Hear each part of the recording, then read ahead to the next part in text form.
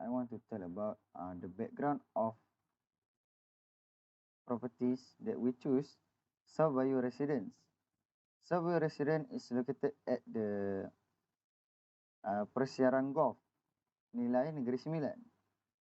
This property is double complex service apartment that built on 3.3 acres freehold land in southern part of Putra Nilai. The project, having 417 units, was completed by Malaysian developer BNN Development. Surveyor Residence is located in the area with a widespread network highway and amenities like shopping enclave, tourist site, school, and others. The 3.3 acres land development houses 158 units, which are divided into the high-rise Sky Villa and low-rise Town Villa complex. The build-out of the Sky Villa and the Town Villa units in Surveyor Residence are 1,150 square feet and 1,252 square feet respectively, which are decent. The build-out size for apartment unit.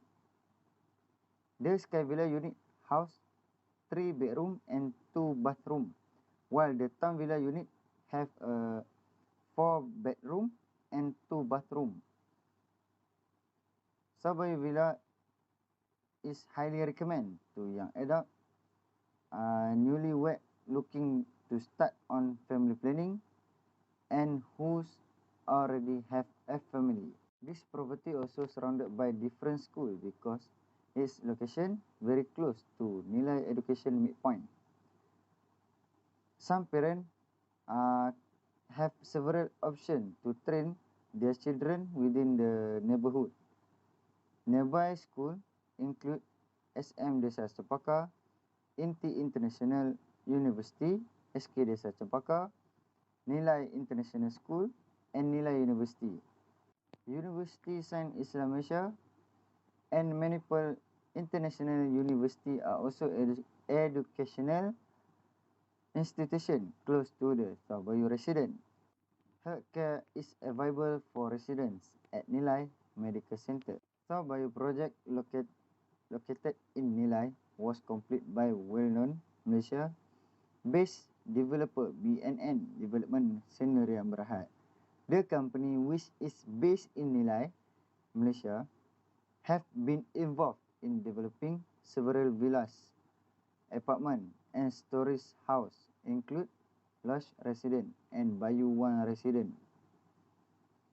Nearby residents that are worth checking by home seeker include Mesa Hill, Putra Nilai, Desa Palma, Apartment Nilai Perdana, Camilla Court, and Green Beverly Hills.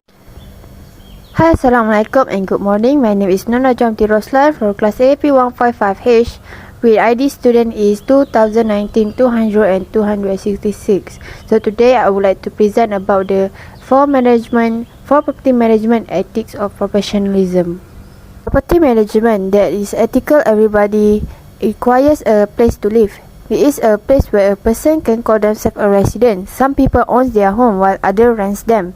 Renters have a landlord or a rental property manager. A good rental property manager is important to a tenant. As a result, it is critical for a rental property manager to conduct business ethically. It is the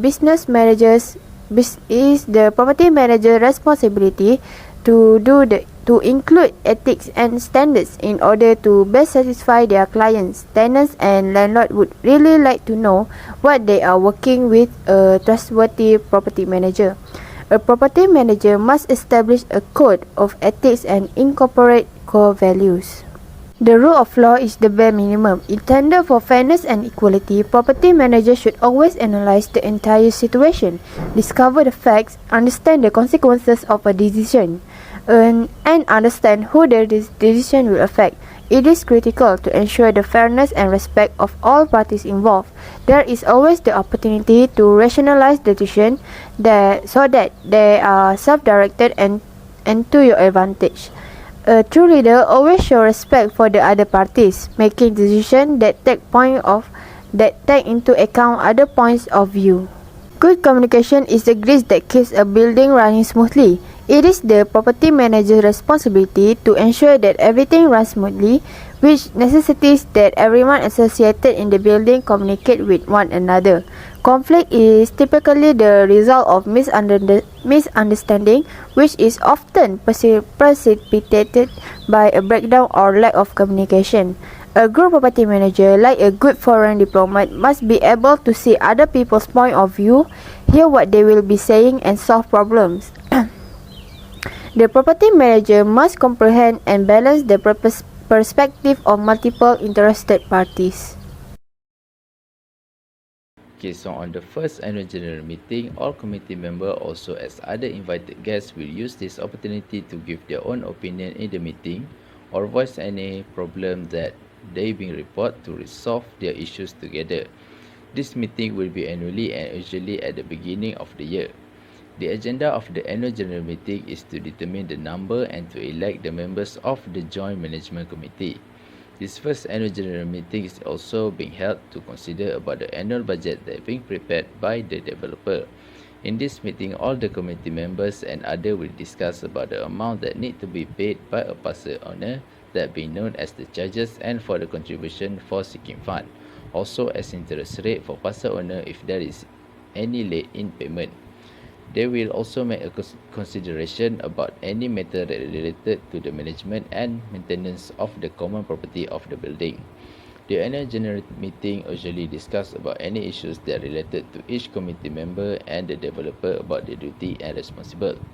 The other issues obtained is about budgeting and strata fees, which is each of strata lot owner need to pay a strata fees in order to cover budget on common expenses. The amount of strata fees will be set during the approval of the budget by majority vote at the annual general meeting. These challenges faced since the outbreak of the COVID-19 pandemic. The duration of the meeting is only limited to no more than 4 hours. This is very difficult for the management body because this annual general meeting often take a long time. In addition, the number of meeting places could not accommodate all members. Things become more difficult when the meeting room space cannot provide enough space to maintain the distance between members according to the set of standard operation procedure. This results in owner wishing to participate unable to attend meetings as a result of the capacity having reached its limit. Therefore, management needs to organize online meeting with the correct quorum as well as conduct live voting. So, the Joint Management Body or JMB is an interim or temporary body established for the purpose of managing and maintaining strata properties from the initial stage of the development until the status of strata ownership is issued by the Land Office. Meanwhile, the Management Cooperation, which is MC, consists of the unit owner who been voted by the other residents who attend the annual general meeting of strata development. This cooperation is also known as the Joint Management Cooperation, which is JMC, and acts on behalf of a strata unit owners and will decide on the method to properly manage strata development. Scope of work of a joint management body, management corporation, managing agent and outsourcing agent. First, property manager. Property managers are typically employed by apartment complex and housing community to assist tenants with maintenance requests and to oversee the process of preparing property for new tenant. They collaborate with leasing agent to resolve tenant issue and make a change to rental agreement. Their roles is to maintain relationship with local landscaping, plumbing and electrical service in order to coordinate routine and emergency tenant requests. They also may be in charge of performing inspection after tenant leave to ensure that they did not any damage to the property during their lease. Outsources manager. An outsourcing manager specializes in managing subcontractor project for a company, which include everything from the bid review to budget preparation. The responsibility of outsourcing manager vary by industry. Common work tasks may include working with multiple teams to identify pay requirement, ensure budget stay on budget and on time, and negotiate the proposed change to supply contract either during the bid process or after selection. Accounting tasks such as audit preparation and general ledger reconciliation can be performed by outsourcing manager. Next is managing agent. In context of real estate, the agent who manages a property or property on behalf of a landlord, the role of managing agent varies depending on the needs of the landlord and the type of property. The agent's responsibility may include collecting rent and service charge and pursuing any unpaid amount, ensuring the property adequately and responding to any insurance claim. Besides, keeping the property in good condition, also liaison with tenants in general, including enforcing any tenant's convenience. Lastly, keeping accurate record, including budget report of cash flow and income and expenditure. Next is joint management body. The JMB is temporary facilities established to operate and maintain strata property from the time development is complete until the land registry issue a strata title. The JMB established pursuant to Section 70 of the SMA is composed of the developer and the strata owner or buyer. They work together to ensure proper documentation, payment schedule, accounting and maintenance of the property. The duty of GMB are as first, maintain the property, the common property and keep it in a good serviceable repair. Second, determine and impose charge for maintenance of common property. Third, ensure the building for complete notice and order by local authority. And next, prepare the maintenance registry of all purchaser and enforce house rules. Next is management corporation. This consists of unit owners elected by other residents who attend the general meeting of the shift development. It serves to represent all the strata unit owner and decide how the best to manage strata development. The main difference between JMB and the MC is that the former is the temporary facility that exists prior to the issue of strata titles by the land registry, and MC is established at the opening of the strata register book after the strata titles are issued. However, an MC only function when the first general meeting of the MC has been convened and the board of director has been elected. The JMB will be automatically dissolved within 3 months of the date of MC first general meeting.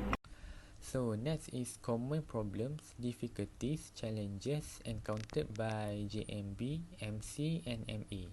Some JMB wish to save money on legal fees by acting as collection representative of the body themselves. They want to be the nice man and make contact with the overdue owner by phone or face-to-face meeting. This personal touch is usually only effective once the delinquent owner does not greet JMC members as warmly the second time around because he or she is ashamed and does not want neighbors, particularly JMB members, to interfere in their personal financial concerns. To be honest, this is not the best way to collect past due assessment. Confronting delinquent owners over the phone by JMC executive members may harm good neighbours ties, and you may discover that your fellow unit owner is unwilling to work with you again.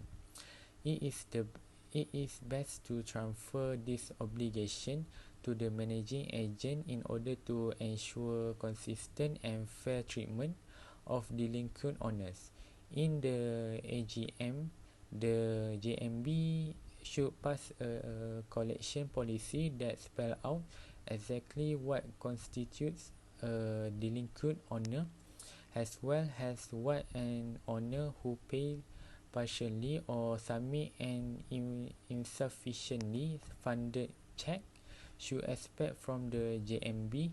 However, terms and conditions in DMC are not legally obligatory after the formation of JMB or MC, depending on what is already written in the deed of mutual covenant.